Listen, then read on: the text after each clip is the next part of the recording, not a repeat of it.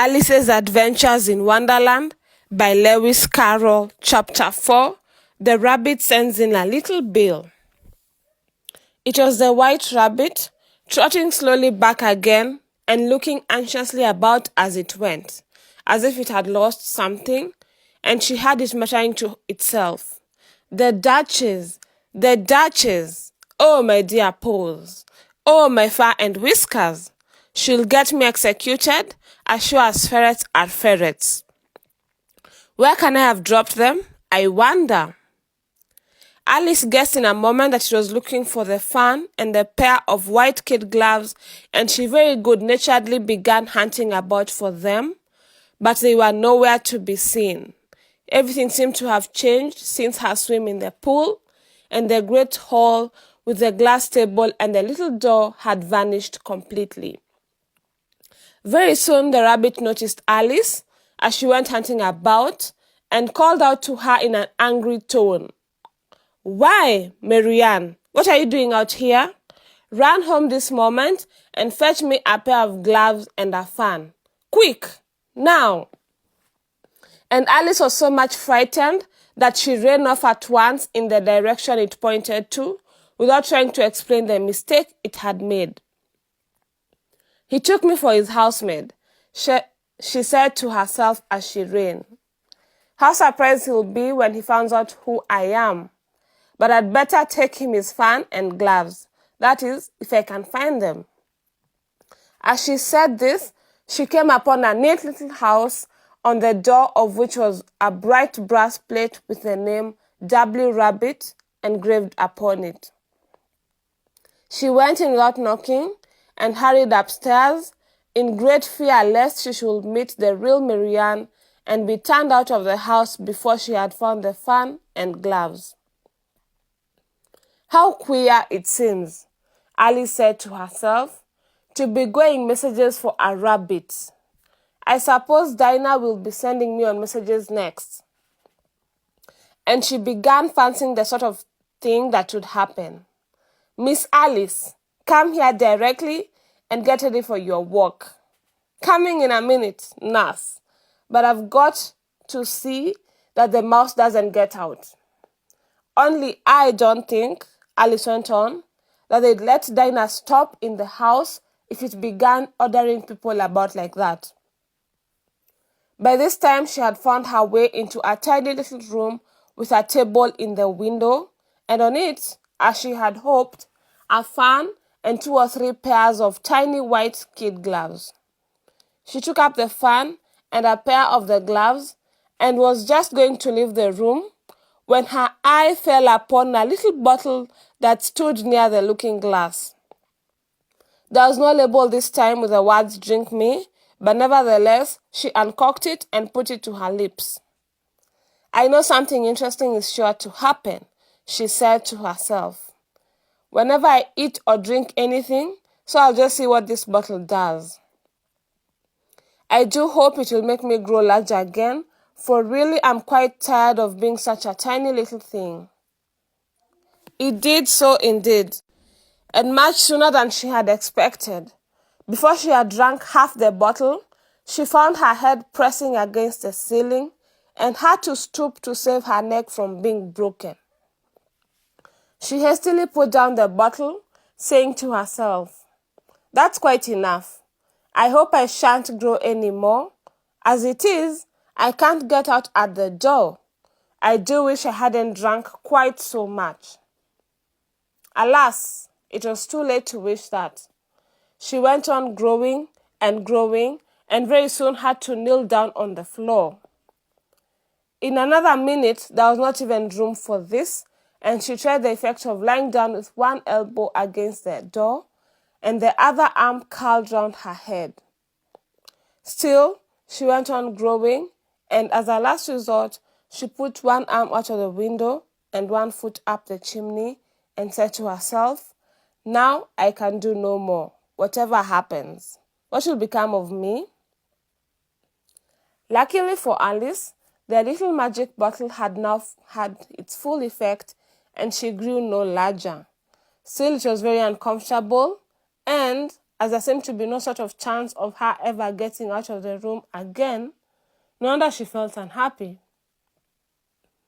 It was much pleasanter at home, thought poor Alice, when one wasn't always growing larger and smaller and being ordered about by mice and rabbits. I almost wish I hadn't gone down into the rabbit hole. And yet, it's rather curious, this sort of life. I do wonder what can have happened to me. When I used to read fairy tales, I fancied that kind of thing never happened. And now, here I am in the middle of one. There ought to be a book written about me. That there ought. And when I grow up, I'll write one. But I'm grown up now, she added in a sorrowful tone. At least, there is no room to grow up anymore here. But then, thought Alice, shall I never get any older than I am now? That'd be a comfort, one way, never to be an old woman. But then, always to have lessons to learn. Oh, I shouldn't like that. Oh, you foolish Alice, she answered herself. How can you learn lessons in here? Why? There is hardly room for you and no room at all for any lesson books. And so she went on, taking first one side and then the other, and making quite a conversation of it all together. But after a few minutes, she heard a voice outside and stopped to listen. Marianne, said the voice. Fetch me my gloves this moment. Then came a little pattering of feet on the stairs. Alice knew it was a rabbit coming to look for her, and she trembled till she took the house, quite forgetting that she was now about 1,000 times as large as the rabbit and had no reason to be afraid of it. Presently, the rabbit came up to the door and tried to open it, but as the door opened inwards and Alice's elbow was pressed hard against it, that attempt proved a failure. Alice had it said to itself, then I'll go round and get it at the window. That you won't, thought Alice, and after waiting till she fancied she had the rabbit just under the window, she suddenly spread out her hand and made a snatch in the air. She did not get hold of anything, but she heard a little shake and a fall, and a crash of broken glass, from which she concluded that it was just possible it had fallen into a cucumber frame or something of the sort. Next came an angry voice, the rabbit's. Pat, where are you? And then a voice she had never heard before. Sure then, I'm here, digging for apples, Your Honor.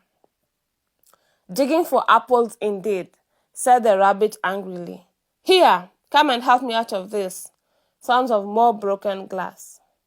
Now tell me, Pat, what's that in the window?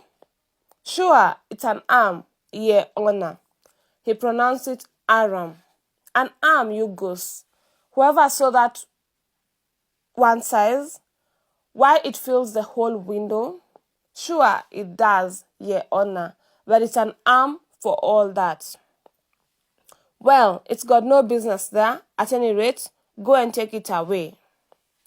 There was a long silence after this, and Alice could only hear whispers now and then, such as, Sure, I don't like it, Your Honor, at all. Do as I tell you, you coward. And at last, she spread out her hand again and made another snatch in the air. This time, there were two little shrieks and more sounds of broken glass. What a number of cucumber frames there must be, thought Alice. I wonder what they'll do next. As for pulling me out of this window, I only wish they could. I'm sure I don't want to stay in here any longer. She waited for some time without hearing anything more. At last came a rumbling of little cartwheels and the sound of a good many voices all talking together. She made out of the words, Where's the ladder? Why, I hadn't to bring but one. Bill's got the other. Bill, fetch it here, lad. Here, put them at this corner. No, tie them together fast. They don't reach half high enough yet. Oh, they'll do well enough. Don't be particular. Here, Bill, catch hold of this rope. Will the roof bear? Mind that loose slate. Oh, it's coming down. Heads below. A loud crash. Now, who did that? It was Bill, I fancy. Who's to go down the chimney? Nay, I shan't. You do it. That I won't then. Bill's to go down. Here, Bill, the master says you're to go down the chimney. Oh, so Bill's got to come down the chimney, has he? Said Alice to herself. Shy, they seem to put everything upon Bill. I wouldn't be in Bill's place for a good deal. This fireplace is narrow, to be sure, but I think I can kick a little. She drew her foot as far down the chimney as she could, and waited till she had a little animal, she couldn't guess of what sort it was, scratching and scrambling about in the chimney, close above her. Then saying to herself, "This is Bill," she gave one sharp kick and waited to see what could happen next. The first thing she heard was a general chorus of, "There goes Bill." Then the rabbit's voice along, "Catch him, you, by the hedge." Then silence, and then another confusion of voices. "Hold up his head. Brandy now. Don't choke him. How was it, old fellow? What happened to you? Tell us all about it." Last came a little feeble, squeaking voice. "That's Bill," thought Alice. "Well, I hardly know. No more. Thank you.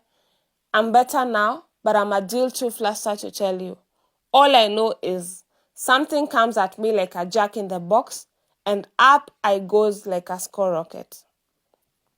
"So you did, old fellow," said the others. "We must burn the house down," said the rabbit's voice, and Alice called out as loud as she could, "If you do, I'll set Dinah at you." There was a dead silence instantly, and Alice thought to herself, "I wonder what they will do next. If they had any sense, they'd take the roof off." After a minute or two, they began moving about again, and Alice heard the rabbit say, "A barrowful will do to begin with." A barrowful of what? Thought Alice, but she had not long to doubt, for the next moment a shower of little pebbles came rattling in at the window, and some of them hit her in the face. "I'll put a stop to this," she said to herself, and shouted out, "You'd better not do that again," which produced another dead silence. Alice noticed with some surprise that the pebbles were all turning into little cakes as they lay on the floor, and a bright idea came into her head. "If I eat one of these cakes," she thought, "it's sure to make some change in my size. And as it can't possibly make me larger, it must make me smaller, I suppose." So she swallowed one of the cakes and was delighted to find that she began shrinking directly. As soon as she was small enough to get through the door, she ran out of the house and found quite a crowd of little animals and birds waiting outside. The poor little lizard, Bill, was in the middle, being held up by 2 guinea pigs, who were giving it something out of a bottle. They all made a rush at Alice the moment she appeared, but she ran off as hard as she could, and soon found herself safe in a thick wood. "The first thing I've got to do," said Alice to herself, as she wandered about in the wood, "is to grow to my right size again. And the second thing is to find my way into that lovely garden. I think that will be the best plan." It sounded an excellent plan, no doubt, and very neatly and simply arranged. The only difficulty was that she had not the smallest idea how to set about it. And while she was peering about anxiously among the trees, a little sharp bark just over her head made her look up in a great hurry. An enormous puppy was looking down at her with large round eyes and feebly stretching out one paw, trying to touch her. "Poor little thing," said Alice in a coaxing tone, and she tried hard to whistle to it, but she was terribly frightened all the time at the thought that it might be hungry, in which case it would be very likely to eat her up in spite of all her coaxing. Hardly knowing what she did, she picked up a little bit of stick and held it out to the puppy. whereupon the puppy jumped into the air off all its feet at once, with a yelp of delight, and rushed at the stick, and made believe to worry it. Then Alice dodged behind a great thistle to keep herself from being run over, and the moment she appeared on the other side, the puppy made another rush at the stick and tumbled head over heels in its hurry to get hold of it. Then Alice, thinking it was very like having a game of play with a cart horse and expecting every moment to be trampled upon its feet, ran around the thistle again. Then the puppy began a series of short charges at the stick, running a very little way forwards each time and a long way back, and barking hoarsely all the while, till at last it sat down a good way off, panting, with its tongue hanging out of its mouth, and its great eyes half shut. This seemed to Alice a good opportunity for making her escape, so she set off at once, and ran till she was quite tired and out of breath, until the puppy's bark sounded quite faint in the distance. "And yet what a dear little puppy it was," said Alice, as she leaned against a buttercup to rest herself, and fanned herself with one of the leaves. "I should have liked teaching it tricks very much if I'd only been the right size to do it. Oh dear, I'd nearly forgotten that I've got to grow up again. Let me see. How is it to be managed? I suppose I ought to eat or drink something or other, but the great question is what?" The great question certainly was what. Alice looked all around her at the flowers and the blades of grass, but she did not see anything that looked like the right thing to eat or drink under the circumstances. There was a large mushroom growing near her, about the same height as herself, and when she had looked under it, and on both sides of it and behind it, it occurred to her that she might as well look and see what was on top of it. She stretched herself up on tiptoe and peeped over the edge of the mushroom, and her eyes immediately met those of a large blue caterpillar that was sitting on the top with its arms folded, quietly smoking a long hookah and taking not the smallest notice of her or of anything else.